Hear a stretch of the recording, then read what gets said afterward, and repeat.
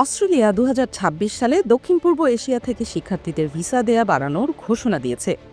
৪ আগস্টে রয়টার্সের খবরে বলা হয়েছে ২০২৫ সালে দেশটি ২,৭০,০০০ স্টুডেন্ট ভর্তির জন্য আসন ঠিক করেছিল।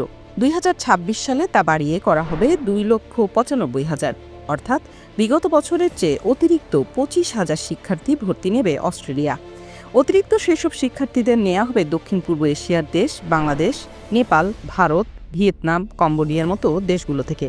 ফলে বোঝা যাচ্ছে দক্ষিণ এশিয়ার দেশ হিসেবে বাংলাদেশ থেকে স্টুডেন্টদের ভিসা দেয়া বাড়াবে অস্ট্রেলিয়া। ফলে এই সুযোগ নিতে পারে বিদেশে উচ্চশিক্ষা নিতে চাওয়া বাংলাদেশি শিক্ষার্থীরা। অস্ট্রেলিয়ার সরকার বলছে বিদেশি শিক্ষার্থীদের 2/3 স্থান হবে বিশ্ববিদ্যালয়গুলোতে এবং 1/3 বৃত্তিমূলক দক্ষতা ও কারিগরি প্রশিক্ষণ খাতে বরাদ্দ করা হবে।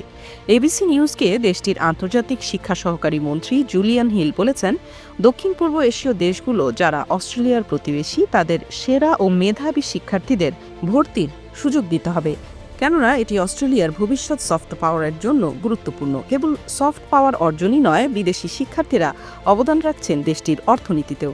অস্ট্রেলিয়ায় বিশ্বব্যাপী আন্তর্জাতিক শিক্ষার্থীদের সংখ্যা সবচেয়ে বেশি।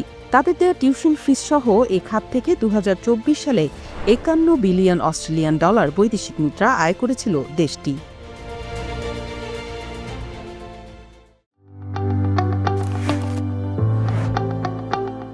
দূরত্ব নয়, সিদ্ধান্তই আসল।